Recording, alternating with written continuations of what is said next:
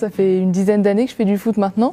Je fais du foot à Pavillon-sous-Bois, au Stade de l'Est. Maintenant, je suis en senior en R3, donc voilà, je m'y plais et ça va, c'est assez tranquille. Après, au niveau de l'arbitrage, j'ai commencé déjà il y a juste 2 ans. En fait, j'ai voulu vraiment faire de l'arbitrage parce que je trouvais que au niveau du terrain, ça complétait vraiment mes connaissances en fait. Ça complétait vraiment ma vision des choses. C'est-à-dire que je voulais être joueuse, mais je voulais être complète. Parce qu'il faut savoir aussi que j'entraîne. Ça m'a apporté vraiment plus d'assurance, déjà pour commencer, au niveau des groupes, quand j'interviens par exemple devant une équipe, etc. J'ai vraiment beaucoup plus d'assurance. J'ai plus de confiance en moi. Ensuite, au niveau sportif, donc au niveau du foot, vu que je joue aussi, en fait, ça me permet de comprendre certaines décisions des arbitres qui m'arbitrent. Et voilà, tout simplement. Pour l'instant, mon meilleur souvenir de l'arbitrage, c'est que j'ai été élue meilleur espoir du district. Ça m'a vraiment étonnée parce que je m'y attendais pas. Et du coup, là, j'essaie vraiment de travailler pour monter en ligue au niveau de l'arbitrage. Je me suis dit que voilà, tout était possible et que vraiment avec du travail, en fait, tout est possible. Même si on a des petits pépins voilà, qui nous empêchent, qui peuvent nous ralentir un peu, mais quand on force vraiment les choses, on peut y arriver. Et donc du coup, j'étais très très contente de moi, très fière.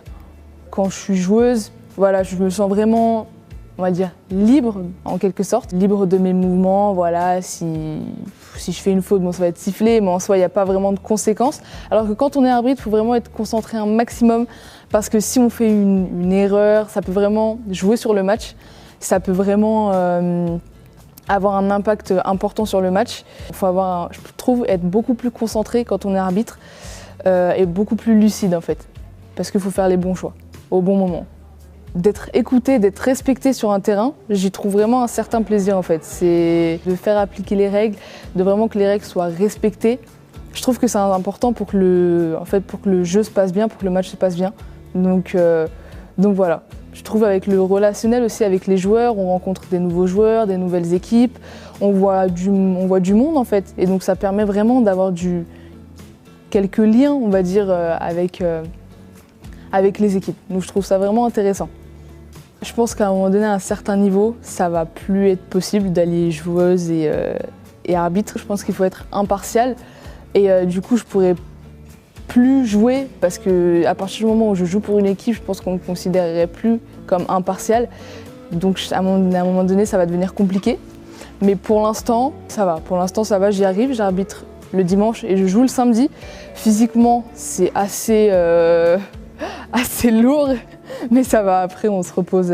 On essaie de se reposer la semaine. Mais les week-ends sont compliqués quand même.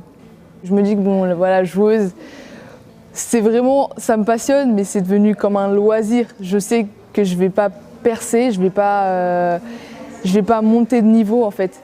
Alors que l'arbitrage, en fait, il y a beaucoup plus de voies qui s'ouvrent à moi tout simplement. Donc voilà, c'est plus, ouais, je me tourne vraiment plus vers l'arbitrage que joueuse. À chaque match, j'apprends. Là, dernièrement, j'ai eu un match que j'avais jamais eu auparavant, un match assez compliqué avec beaucoup de tensions, avec où il y a vraiment eu des confrontations, voilà, assez dures.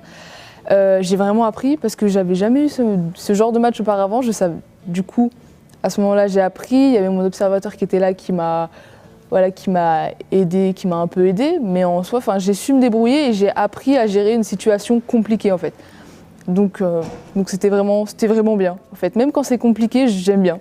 Auprès de mes coéquipières, en fait, déjà elles savent que je suis arbitre et donc du coup, des fois, ça me permet de les calmer sur certaines choses quand je sais qu'elles ont tort parce que c'est évident, mais elles s'en rendent pas compte. Mais du coup, ça me permet vraiment de les calmer, de calmer mon équipe parce que j'ai des fois un rôle de capitaine auprès de mon équipe.